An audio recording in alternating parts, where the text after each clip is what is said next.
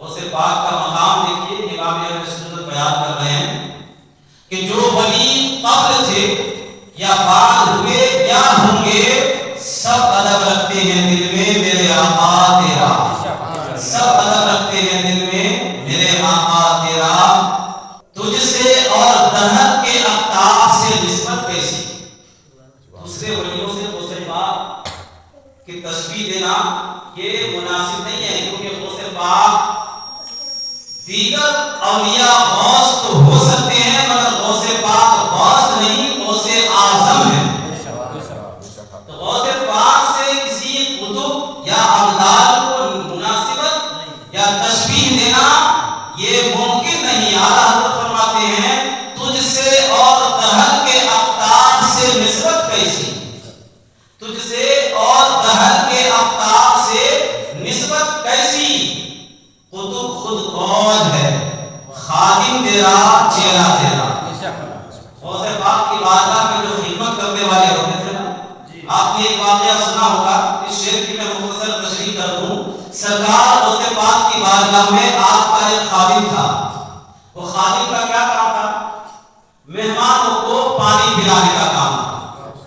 20 سال تک غوث پاک کی بارگاہ میں رہ کر کے مہمانوں کو پانی پلاتے رہے، مگر ان کو یہ محسوس ہوا ایک دن کہ میں 20 سال تک غوث پاک کی بارگاہ میں خدمت کیا، مگر بظاہر مجھے غوث پاک سے کچھ فیض ملتا ہوا نظر نہیں آیا۔ دل میں یہ خیال پیدا ہوا، ایک دن غوث پاک کی بارگاہ میں حاضر ہوئے، عرض کیا حضور 20 سال تو آپ کے مہمانوں کی میں نے خدمت کی ہے، اگر اب آپ اجازت دیں تو میں خانہ کعبہ جانا چاہتا ہوں، وہاں زمزم بھر بھر کے خانہ کعبہ کے مہمانوں کو پلانا چاہتا ہوں۔ غوث پاک نے اجازت دے دی، نکلے گھر سے، راستے میں ایک اور صاحب سے ملاقات ہو گئی، کہا کہاں جا رہے ہیں؟ کعبہ شریف جا رہے ہیں۔ کہا ہم بھی جا رہے ہیں۔ کہا آپ کے ساتھ؟ کہا میرے ساتھ بھی کوئی نہیں ہے۔ کہا میرے ساتھ بھی کوئی نہیں ہے، چلو۔ اکیلے تھے، اب دو ہو گئے، دونوں روانہ ہوئے، سفر کرتے کرتے ایک مقام پر رات بھی رکے، تو غوث پاک کے جو خادم تھے حضرت شیخ بالغی رحمۃ اللہ علیہ، انہوں نے اپنے دوست ہم سفر سے کہا کہ بھائی مجھے بھوک لگی ہے۔ تو ان کے دوست نے کہا کہ بھوک لگی ہے تو ٹھیک ہے، ایک کام کرو، کھانا تو ہمارے پاس ہے ساتھ میں لائے نہیں ہے، ایک کام کرو ہاتھ دھو کر کے آؤ۔ حضرت شیخ بالغی رحمۃ اللہ علیہ ہاتھ دھو کر کے آئے، آ کر کے جیسے ہی دسترخوان پر بیٹھا، ان کے دوست نے اپنے ہاتھوں کو اٹھایا، رب کی بارگاہ میں دعا کی، ایک ٹفن بھر کے کھانا دسترخوان پہ حاضر ہو گیا۔ دونوں نے کھایا، رات گزاری، صبح کی پھر سفر شروع کیا، پھر رات ہوئی، ایک مقام پر رکے، پھر حضرت شیخ بالغی رحمۃ اللہ علیہ نے کہا بھائی بھوک لگی ہے، کہا ایک کام کرو ہاتھ دھو کر کے آؤ۔ ہاتھ دھو کر کے آ کے جیسے بیٹھا، انہوں نے پھر دعا کی، پھر کھانا حاضر ہو گیا، دونوں نے مل کر کھایا۔ تیسری رات پھر حضرت شیخ بالغی نے کہا بھائی بھوک لگی ہے، کہا ایک کام کرو جاؤ ہاتھ دھو کر کے آؤ۔ ہاتھ دھو کر کے جیسے آئے تو انہوں نے دعا کی، پھر ایک ٹفن میں کھانا حاضر ہو گیا، کھا لیا۔ 3 راتیں مسلسل وہ بزرگ جو تھے ساتھ میں، انہوں نے دعا کی اور کھانا آتا رہا۔ چوتھی رات جب آئی، حضرت شیخ بالغی نے کہا بھائی بھوک لگی ہے، کہا کہ ایک کام کرو، 3 دن تو میں نے دعا کی ہے، میں نے کھانا بلایا ہے، آج آپ کی باری ہے۔ تو حضرت شیخ بالغی نے کہا کہ ٹھیک ہے، چلیے آپ کے ہاتھ دھو کر کے آئے۔ وہ ان کا دوست جو تھا وہ بھی ہاتھ دھو کر کے آئے، بیٹھے، شیخ بالغی رحمۃ اللہ علیہ نے دعا کی، ہاتھ اٹھایا، دعا کی، تو روزانہ ایک ٹفن میں کھانا آتا تھا، آج 2 ٹفن میں کھانا آ گیا۔ آج 2 ٹفن میں کھانا آ گیا۔ جب کھانا کھانے کی تیاری کرنے لگے تو ساتھ میں جو دوست تھا انہوں نے پوچھا بھائی ایک بات بتا، روز میں دعا کرتا ہوں تو ایک ٹفن میں کھانا آتا ہے، آج تو نے دعا میں کیا کہا کہ ایک کے بجائے 2 ٹفن میں کھانا آیا؟ تو شیخ بالغی فرماتے ہیں کہ بھائی میں نے کچھ نہیں کہا، میں نے تو صرف اتنا کہا کہ مولا 3 دن سے جس کے وسیلے سے یہ کھانا بلاتے ہیں اسی کے وسیلے سے کھانا بھیج دیں۔ میں نے کچھ نہیں کہا، میں نے تو یہی کہا تھا کہ یہ 3 دن سے جن کے وسیلے سے بلا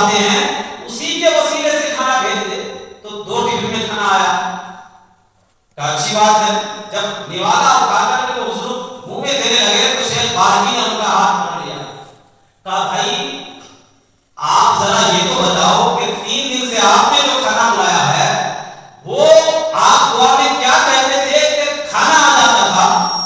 تو اس بزرگ نے کہا کہ میں نے کچھ نہیں کہتا تھا، بس ہاتھ اٹھاتا تھا اور رب سے دعا کرتا تھا، مولا غوث پاک کی بارگاہ میں جو 20 سال سے غوث پاک کے مہمانوں کو پانی پلاتا ہے اسی کے وسیلے سے کھانا بھیج دے۔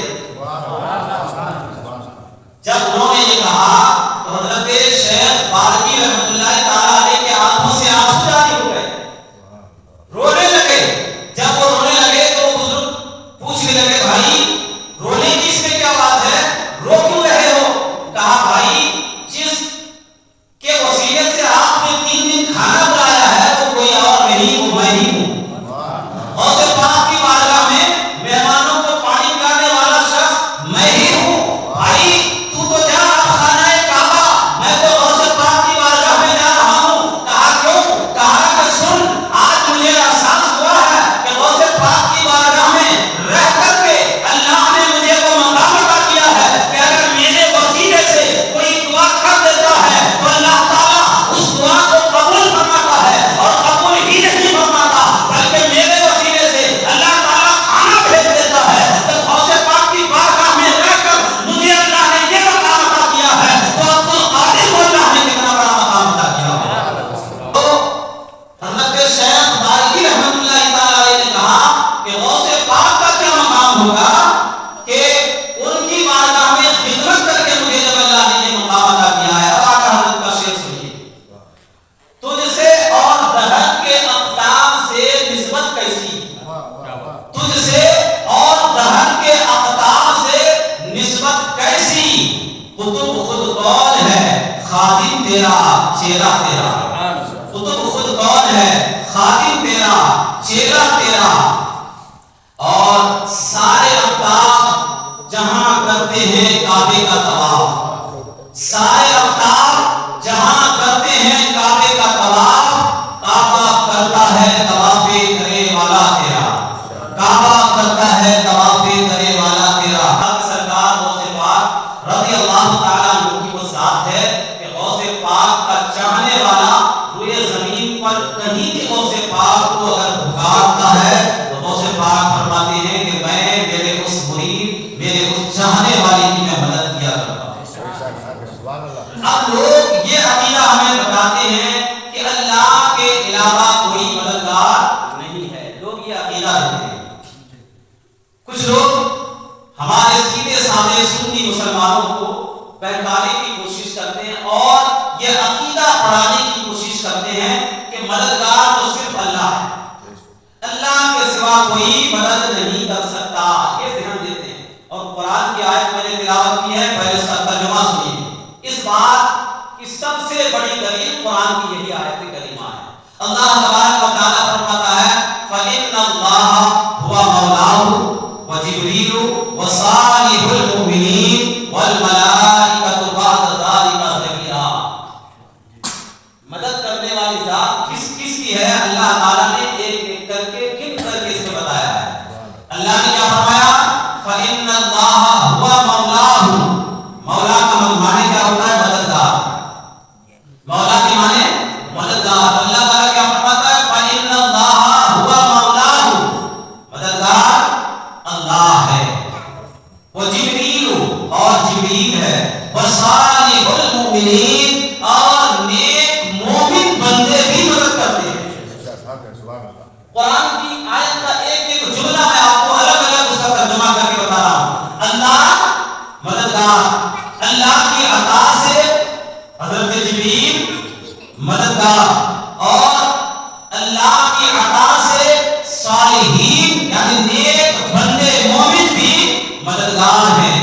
پھر اللہ فرماتا ہے وَالْمَلَائِكَةُ بَعْدَ ذَلِكَ ظَهِيرًا، اور ان سب کے ساتھ اللہ کے مقرب فرشتے بھی مددگار ہیں۔ اب قرآن کی آیت سے یہ بات ثابت ہو گئی کہ اللہ تو مددگار ہے ہی، وہ حقیقی مددگار ہے، وہ خود مدد کرتا ہے، کسی کی مدد اگر کرنی ہو تو وہ خود مدد کرتا ہے، اور اس کے